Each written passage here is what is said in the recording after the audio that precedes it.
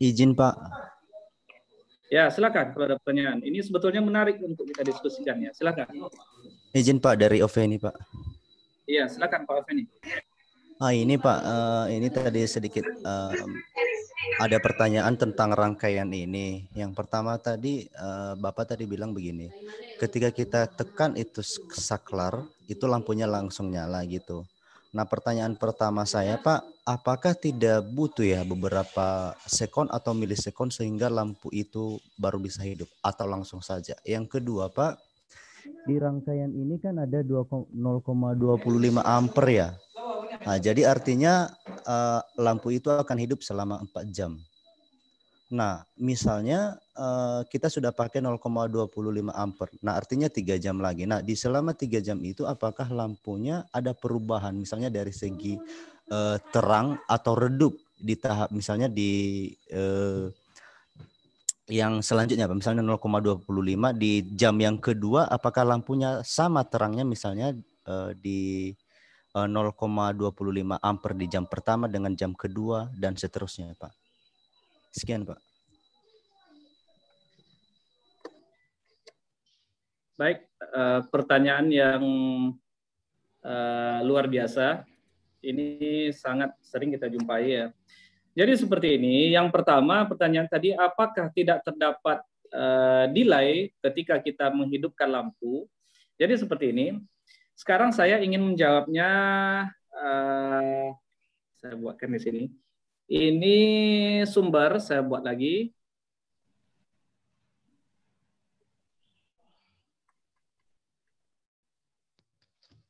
Nah ini saklar katakanlah seperti ini saklarnya.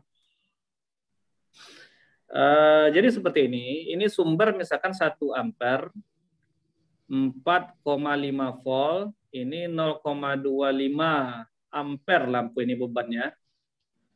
Tentu tegangannya 4,5 juga ya kalau dia beroperasi secara ideal. Jadi ketika saklar saya nyalakan, maka yang pertama saya mendefinisikan seperti ini. Yang kita maksud sebagai electromotive force itu tadi, yang saya jelaskan tadi adalah waktu antara kita buat di sini, ya terserah saja saya buat A, B di sini ya boleh, kalau tadi terbalik ya, di sini sekarang A, di sini B-nya enggak ada masalah ya.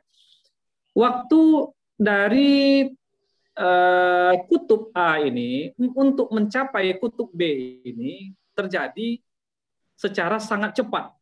Nah, terjadi sangat cepat dengan sekarang kita mengabaikan dulu lampunya, yang penting aliran dari A sampai B ini terjadi sangat cepat.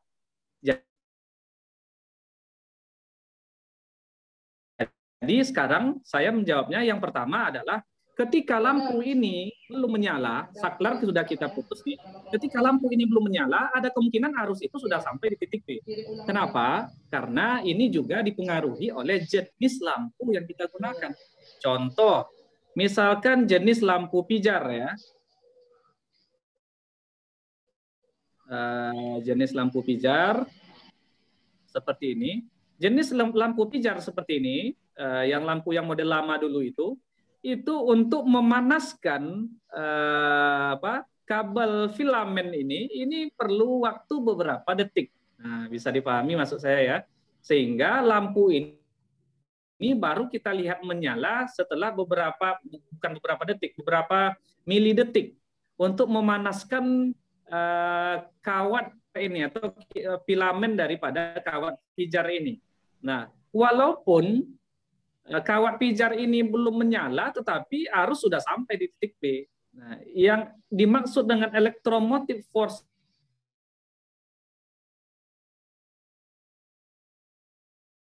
nah, tetapi kalau menyalanya lampu itu ya bisa saja terjadi delay akibat dari jenis bola lampu yang kita gunakan. Kalau lampu pijar ini yang paling nampak ininya karena dia perlu sedikit waktu untuk memanaskan untuk membuat kawat pijar ini karena dia ini kan lampu pijar ini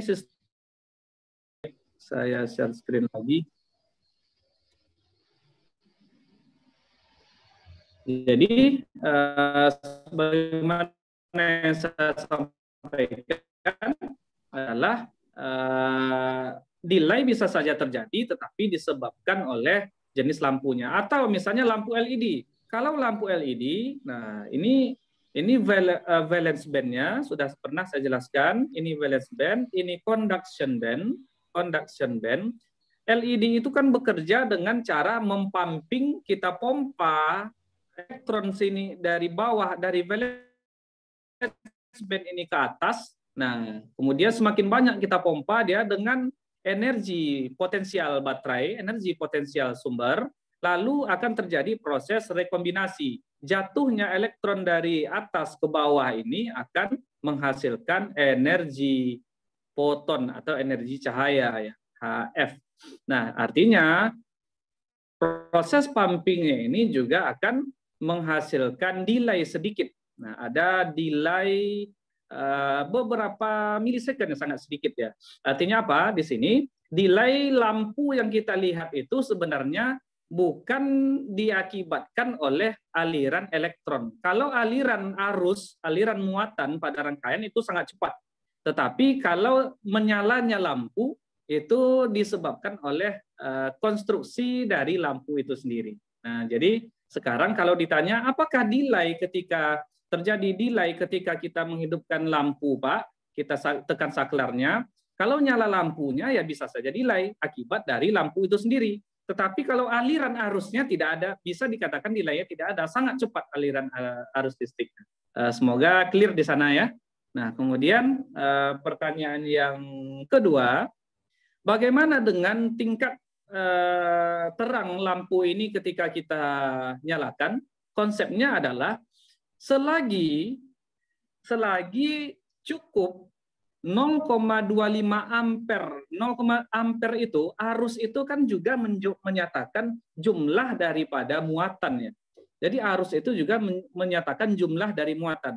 Selagi muatan cukup dipumping atau selagi energi cukup mempamping lampu ini, baik dia lampu pijar, lampu LED, lampu apa, dia terangnya pasti akan sama. Akan sama saja terangnya. Walaupun sumber ini 10 ampere, baterai kita misalnya 50 ampere pakai aki, lampu 0,25 ampere ini terangnya konstan, tidak akan berubah. Tidak akan berubah. Walaupun dia 100 ampere tidak akan berubah. Tetapi pertanyaan Pak Oveni tadi, bagaimana 1 ampere ini dan 0,25 ampere ini terjadi, dia mengalir, contoh dia mengalir 1 jam pertama, terangnya konstan selama 1 jam. Lalu jam yang kedua, ya terangnya masih akan sama juga, akan tetap 0,25 ampere karena dia masih cukup, ya. Tetapi ketika jam keempat 1 ampere, nah tinggal tentu jam keempat ini adalah tinggal muatannya otomatis 1 ampere ini sekarang tinggal 0,25 ampere tinggal pada jam keempat. Nah, pada jam keempat itu menit pertama dia masih terang, tetapi setiap menit, setiap detik menjelang habis ini dia pasti akan semakin redup, tetapi masih menyala. Nah, ingat, dia masih menyala sedikit. Kenapa dia bisa menyala? Karena tegangannya masih 4,5 volt, tetapi nanti ada batas limitnya. Baterai ini, lampu ini akan dapat menyala karena tidaklah mungkin ketika tinggal 0,001 ampere, tegangan 4,5 volt, baterai ini dapat menyala. Lampu ini dapat menyala. Justru nantinya yang terjadi adalah ketika muatan sudah hampir habis di sini, perbedaan polaritas antara kedua titik ini tidaklah murni 4,5 volt lagi, melainkan sudah turun, dia bisa saja ke 4 volt, ke 3,7 volt, atau ke 3,8 volt seperti itu. Nah, jadi dia akan turun pada pasti pada jam yang keempatnya, 0,25 ampernya itu, dan sampai dia habis. Kalau jam 1, 2, 3-nya dia akan masih konstan jika bisa saja baterai itu tidak ideal. Artinya jam kedua dia bisa drop langsung jumlah muatannya. Nah, tergantung kepada jenis baterainya. Artinya semakin tinggi efisiensi daripada sebuah baterai, maka akan semakin stabil pengurangan atau pengosongan baterai tersebut, atau pengurangan jumlah muatan pada baterai tersebut. Nah, seperti itu. Gimana Pak Feni? Kalau ada tambahan dari yang lain juga boleh ya kita diskusi di sifatnya. Ini Pak udah nangkap sih, udah nangkap. Oke, silakan. Kalau ada pertanyaan lagi silakan. Ini sangat mendasar sebetulnya ya. Makanya saya sengaja membuat materi ini tidak saya buatkan di videonya, tetapi saya buatkan ini di sini supaya kita dapat memahaminya. Karena selama ini kita gimana ya, kita hidupkan lampu karena listrik mengalir, tetapi secara mikroskopis kita belum mengetahuinya seperti apa yang terjadi ya. Bagaimana proses perbedaan, apa guna arus, apa guna tegangan. Nah, semoga hari ini kita semua bagi yang sudah ada lebih bagus, tetapi bagi yang masih agak rancu semoga tercerahkan. Hidup lampunya itu adalah hidup atau tidak hidupnya tegangan, tetapi arus itu jumlah muatannya. Kalau arusnya habis ya dia tidak hidup juga ya, pengaruh juga sebetulnya, tetapi lebih kepada tegangan. Nah, seperti itu. Harus membuat dia selagi muatannya ada, dia akan tetap menyala. Ini kalau sumbernya adalah baterai. Kalau sumbernya bukan baterai, misalkan sebuah generator dan lain-lain sebagainya, itu yang akan kita pelajari selanjutnya ya. Silakan kalau ada pertanyaan lagi sebelum kita lanjutkan sedikit lagi ya.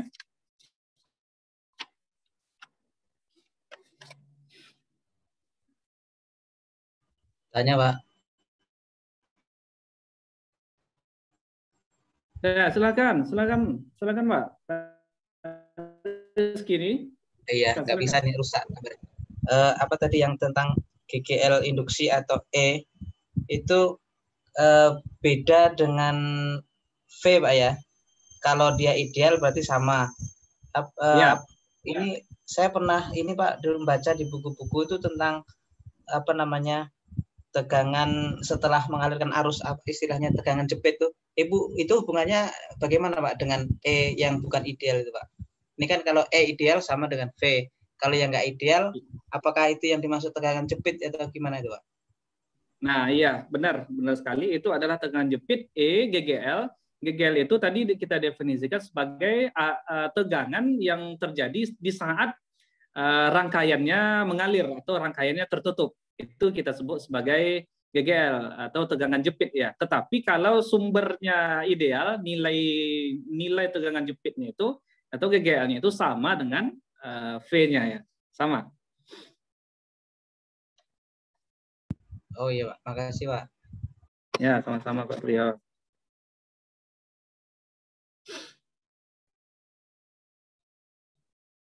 Silakan kalau ada pertanyaan lagi. Baik, kalau tidak ada, saya lanjutkan sedikit lagi. Sekarang kita buat poin yang kedua. Tadi ada EMF, sekarang ada motional atau gerak dari EMF. Nah, EMF tadi adalah GGL ya, atau electromotive force. Nah, jadi tadi kita melihat pada rangkaian yang sangat sederhana tadi, kita melihat bahwa kita sudah mengetahui bagaimana baterai yang awalnya terdapat perbedaan polaritas atau kita sebut sebagai beda potensial, lalu karena ada gaya yang kita sebut sebagai gaya sumbernya, gaya sumber ini kalau kita tanya lagi dari mana asal daripada gaya sumber ini? Gaya sumber ini sebetulnya asalnya adalah dari perbedaan energi itu. Kenapa? Karena kalau ada perbedaan energi pasti kalau terjadi perbedaan potensial ya pasti ada gaya, kan seperti itu kan? Kalau ada perbedaan potensial pasti ada gaya. Perbedaan energi pasti ada gaya. Nah, jadi sekarang yang tadi itu kita sebut sebagai gaya sumbernya itu bahasanya kita sebut sebagai seolah-olah itu adalah gaya elektrostatiknya. Nah, seperti itu. Fs itu tadi adalah yang kita tuliskan tadi, F sama dengan Fs plus E. Nah, itu adalah seolah-olah menjadi gaya elektrostatisnya, walaupun E ini nilainya 0, E.dl-nya ya. Nah, ini pada baterai. Sekarang yang ingin kita buat lagi, kita tadi belum bicara bagaimana jika,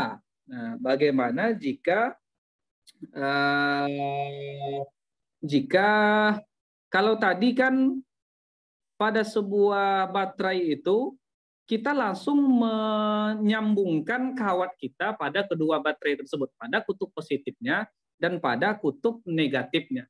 Sekarang bagaimana? Nah, bagaimana jika di dalam beda potensial itu, di dalam perbedaan, kalau potensialnya berbeda, pasti medan listriknya berbeda ya pada baterai itu atau pada sumber itu. Bagaimana jika sebuah loops kita gerakkan? Nah, atau ini kita sebut sebagai generator ya, atau generator. Saya buat generator. Nah, di mana di sini generator ini didefinisikan dia mengeksploitkan motional IMF. Nah, maksudnya apa? Sekarang kita akan lihat ya. Nah, jadi jika ada sebuah di sini sebentar. Nah, jika ada sebuah medan magnetik di sini, contoh sebuah medan magnetik di sini ya. Sekarang ini medan magnetik seragam kita anggap B. Nah, lalu ada sebuah loop. Nah, ini kita kasih dia sebuah beban R. Terserah bebannya apa, boleh lampu, boleh resistor. Nah, ini misalkan titik ini kita beri titik B, namanya titik ini titik C, dan titik ini titik D, dan ini titik di sini adalah titik C. Maaf, yang di bawah ini adalah titik A ya, ini titik A, B, C, D. Nah, sedangkan jarak dari sini sampai ke sini adalah H. Nah, jadi ternyata apabila kita geser loops yang berada pada medan magnetik ini, kawat ini, dan di sini terhubung sebuah beban R, maka kita akan mengidentifikasi atau kita akan mendeteksi adanya aliran arus pada rangkaian kawat kita yang kita geser-geser ini. Kita anggap sekarang kita geser dengan kecepatan V misalnya. Ini kecepatan V ya. Nah, bukan tegangan, tetapi maaf saya rubah notasi saya, takut sama. Nah, V kecepatan ya. Nah, jadi di sini didefinisikan motional EMF itu E sama dengan integral. Nah, ternyata di sini yang bekerja bukanlah gaya yang tadinya gaya saya sebut sebagai Fs ini adalah gaya sumber, ini adalah gaya elektrostatik yang diakibatkan oleh material sumber, bisa piezo, bisa superkapasitor, terserah apa, bisa sel litium sebagainya misalnya, gayanya itu diakibatkan oleh itu. Tetapi di sini sekarang gaya yang menyebabkan adanya aliran arus GGL pada rangkaian tertutup ini adalah karena akibat dari gaya magnetik F magnetik pada yang dilewati oleh rangkaian tersebut ya, F magnetic.dl. Nah, ini ingat integralnya tadi adalah integral tertutup. Nah, di mana ini nilainya sama dengan kecepatan dikali B dikali dengan F dikali B dikali dengan H ya. Nah, dari mana ini kita peroleh ya? Dari F magnetiknya ini nilainya adalah F magnetik apa? QVB ya. QVB. Nah, QVB. Kemudian integral dari ruang tertutup ini tentu keliling dari loops yang melewati medan magnetik B ini. Nah, sehingga ini akan loopsnya akan sama dengan kalau kita ambil luas keliling loops ini, maka kita akan peroleh yaitu ini kesininya H, maka ini dapat kita buat QVB.dl ini hasilnya sama dengan kalau kita ingin memperoleh persamaan ini, coba kita perhatikan. Nah, ini QVB sementara. Coba kita perhatikan persamaan ini. Jika loop ditarik ke kanan dengan kecepatan V misalnya, maka muatan pada segmen AB akan mengalami gaya magnetik QVB. Jadi dianggap gaya pada muatan pada segmen AB yang bergerak ya. Gaya pada muatan pada segmen AB. Muatan pada segmen AB ini tentu hubungannya nanti dengan Q ya. Nah, sehingga persamaan ini akan menjadi kecepatan dikali dengan medan magnet dikali dengan H, di mana H adalah jarak dari A ke titik B. Sekali lagi, H di sini adalah jarak dari A ke titik B. Nah, seperti itu. Kenapa? Karena integral DL ini hasilnya adalah pasti elemen daripada AB, sementara AB itu adalah H di sini ya. Otomatis di sini Q-nya dapat kita abaikan terlebih dahulu, sehingga akan menghasilkan VB dikali dengan H ya, kecepatan. Nah, sekarang kita lihat apa hubungannya dengan flux magnetik di sini diberikan. Kita tuliskan dulu di sini. Nah, tapi sebelumnya di sini juga diberikan integral dari gaya. Nah, F pull, gaya yang kita gunakan untuk menariknya itu dot dl. Nah, ini sama dengan dianggap gaya untuk menariknya itu besarnya sebanding dengan U dikali dengan B. Nah, U dikali B ya. Nah, apa itu U? U itu adalah vertikal, kecepatan vertikal. Kecepatan vertikal itu ya kecepatan yang berpengaruh terhadap segmen AB tadi. Nah, sehingga dapat kita tulis di sini sama dengan UB dibagi dengan H per cos theta.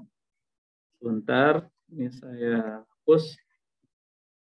H per cos theta dikali sin theta, di mana ini nilainya sama dengan kembali lagi ke tadi VBH, yaitu sama dengan GGL ya. Nah, jadi ini kita ambil dari komponen vektor. Nah, kita ambil tadi kan kita menariknya ke kanan. Ini adalah F pull ya. Kita menariknya ke kanan. Nah, lalu U itu adalah komponen kecepatan vertikal, saya sebutkan tadi ya. U itu adalah komponen kecepatan vertikal. Nah, sementara F magnetik misalkan ke sini arahnya, sorry. Ini misalkan adalah F magnetik ke sini. Nah, di mana ini misalkan F magnetik ini membentuk sudut theta terhadap horizontal dari F pull ini. Boleh enggak F magnetik ini segaris dengan F pull ya? Boleh saja, tinggal kita masukkan theta-nya sama dengan 0 ya. Nah, sementara di sini adalah ada kecepatannya dan medan magnetiknya dari kawasan medan magnetik yang dilewatinya tadi. Nah, sehingga F mag ini dan ini B. Selanjutnya ada UB-nya dibuat di sini. Lalu, nah ini yang ingin kita lihat. Di sini kita dapat melihat kalau ada yang sekarang lagi yang pegang buku elektrodinamik ini. Sebentar saya lihat di sini ada V dan W ya. Ada V dan W. Sebentar. Nah, jadi di sini diambil sebagai vektor V, dan ini adalah sudut theta, kemudian ini adalah W. Nah, jadi V di sini adalah komponen kecepatan horizontal. Nah, kemudian U-nya adalah kecepatan vertikal. Nah, gimana dengan W? W ini adalah kecepatan U, ini kecepatan V. Tentu W ini adalah resultan dari kecepatan vertikal dan horizontal. Resultan dari kecepatan, resultan daripada kecepatan. Nah, di mana ini nilainya, nilai daripada resultan kecepatan ini tentu karena dia berpengaruh U terhadap V, maka sama dengan H per cos theta. Kira-kira apa H cos theta itu? H cos theta itu yaitu kecepatan daripada resultan kecepatannya. Kenapa? Karena kecepatan vertikalnya tadi adalah kecepatan dari segmen A ke B, dari elemen A, B pada kawat loop tersebut. Nah, sehingga sekarang kita peroleh H per cos theta. Nah, sehingga persamaan ini dapat kita tulis seperti yang diberikan ini ya. Sekali lagi, F pull, saya tulis sekali lagi ya. F menarik itu sebanding dengan DL sama dengan U dikali B dikali dengan H per cos theta, H cos theta dikali dengan sin theta. Oke, dikali dengan sin theta. H per cos theta dikali sin theta. Atau ini boleh juga kita rubah menjadi tangen theta ya. Tangen theta ya. Nah, ini besarnya juga sama dengan kecepatan dikali medan magnetnya dikali dengan H. H itu adalah tinggi daripada loops kawat tadi ya. Nah, yang nilainya sama dengan GGL. Nah, jadi di sini saya ingin menyampaikan bahwa apabila kita menggerakkan sebuah loops pada suatu medan magnetik, sekali lagi, apabila kita menggerakkan loops pada suatu daerah medan magnetik, maka ternyata akan mengalirkan arus listrik. Nah, sekali lagi, kalau tadi, saya ulang kembali pernyataan saya, kalau tadi kita hubungkan kutub positif dan kutub negatif itu pada baterai itu melewati suatu rangkaian, maka rangkaian itu akan mengalir. Itu kita sebut sebagai IMF. Sementara sekarang bisa juga lampu itu mengalir, tetapi metodenya lain. Metodenya adalah kita buat loop, lalu loop itu kita gerakkan di dalam medan magnetik. Nah, ternyata lampunya juga akan menyala. Nah, itu kita sebut sebagai proses generator. Yang kita sebut konsep fisika yang berlaku adalah motional EMF atau gerak daripada elektromotif force. Nah, inilah yang bakal menjadi cikal bakal diperolehnya persamaan GGL induksi ya, atau yang kita sebut sebagai persamaan hukum Faraday, tak salah saya, hukum Faraday ya. Nah, yang nantinya akan kita pelajari. Sehingga di sini dirumuskan bahwa flux magnetik sama dengan atau didefinisikan sebagai integral B dot dA. Nah, di mana flux ini sebanding dengan besarnya B dan luasan yang ditembus oleh B tersebut. Nah, perkalian dot product di sini mengindikasikan bahwa nilai B ini maksimum ketika B ini menembusnya adalah 90 derajat ya. Kalau dia tidak 90 derajat, otomatis kita proyeksikan nilai B ini. Nah, itulah fluxnya. Jadi sekali lagi, flux itu adalah banyaknya jumlah garis gaya magnet yang menembus suatu luasan A. Nah, di mana untuk loop kawat, untuk kawat yang membentuk loop seperti persegi,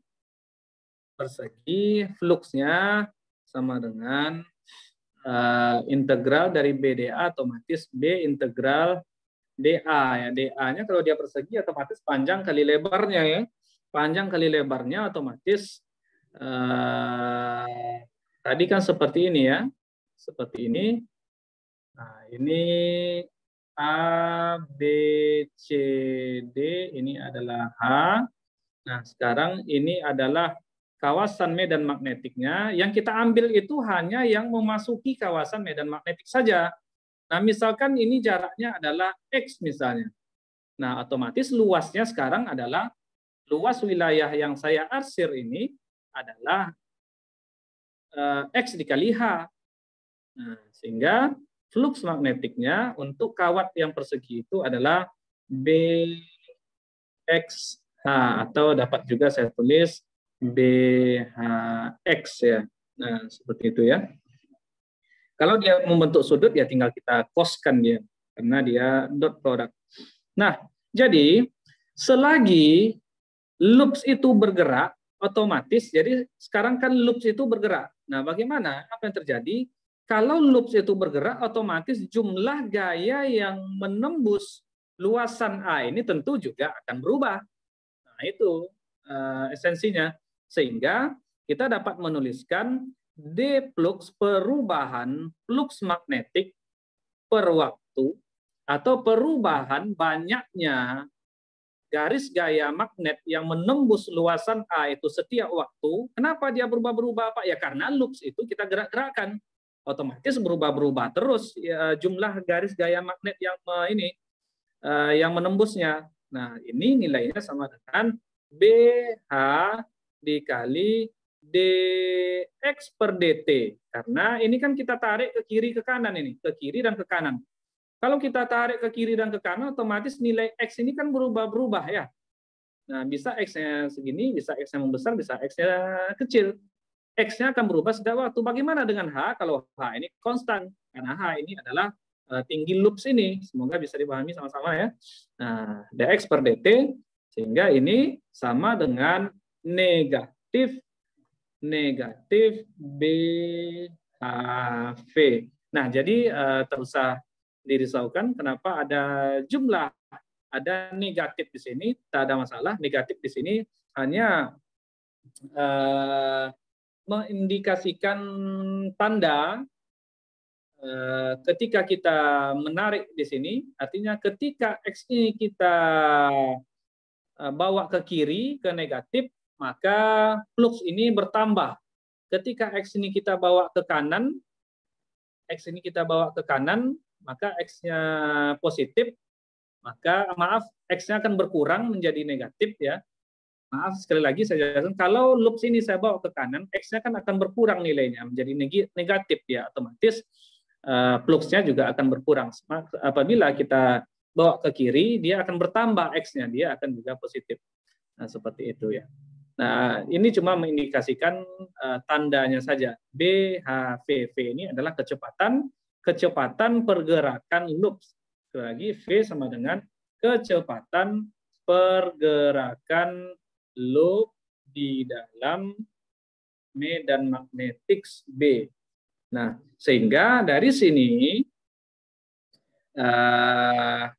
didefinisikan D flux per dt ini sama dengan GGL atau electromotive force ya, yang kita sebut sekali lagi saya tulis di sini GGL atau IMF sama dengan D flux per dt yang kita buat sign minusnya ini kita sebut sebagai aturan. Kalau di buku ini ditulis sebagai aturan flux ya, aturan flux.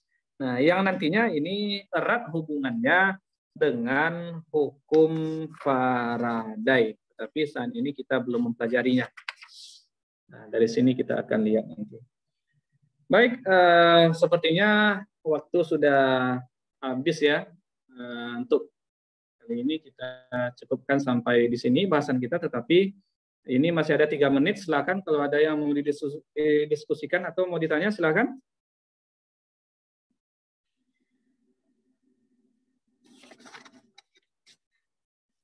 Kalau pertanyaannya bagaimana jika loopsnya berbentuk lingkaran, nah otomatis nanti berbeda lagi ya. Kalau loopsnya berbentuk lingkaran akan berbeda lagi. Ini kalau loopsnya berbentuk persegi. Kenapa? Karena tadi kita ada .dA di sini. .dA ini di sini adalah luasan yang ditembus oleh loops itu ya. Kalau dia lingkaran tentu berbeda luasnya.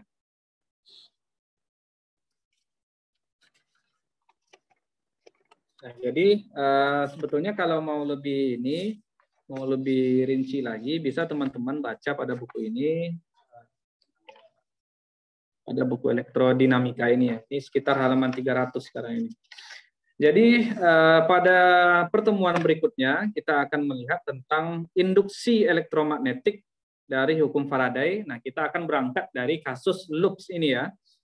Nah, kemudian nantinya kita akan lihat tentang bagaimana hubungan antara medan listrik dan medan magnet sehingga diperolehlah peralatan-peralatan yang saat ini kita pakai seperti motor, dinamo, generator ya, di mana ada motor listrik dirubah menjadi gerak dan ada generator gerak dirubah menjadi listrik. Di mana apabila kita bongkar kedua komponen ini, penyusunnya hampir sama, yaitu ada kumparan stator dan ada kumparan bersifat sebagai rotornya, atau satunya dibuat dari magnet dan satunya kumparan. Jadi ada 2 jenis ya. Ada magnet motor atau magnet generator, ada elektrik motor atau elektrik generator. Nah, ini cukup dekat dengan kehidupan kita dan sampai saat ini hampir semua peralatan listrik perumahan atau industri menggunakan 2 jenis aplikasi ini ya. Nah, itu ada yang mau ditanyakan, silakan. Ini sudah hampir 1 menit, kurang dari 1 menit ya. Berarti kalau habis ya kita cukupkan sampai di sini saja pertemuan kita. Mungkin nanti bisa kita lanjutkan di WhatsApp ya. Tinggal 1 menit. Ada yang mau ditanyakan? Silakan.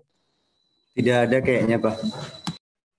Ya udah, kalau tidak ada, kita lanjutkan pada minggu depan, termasuk membahas soal-soalnya. Dan besok untuk elektrodinamika untuk mekanika klasik masuk seperti biasa dan jam yang sama.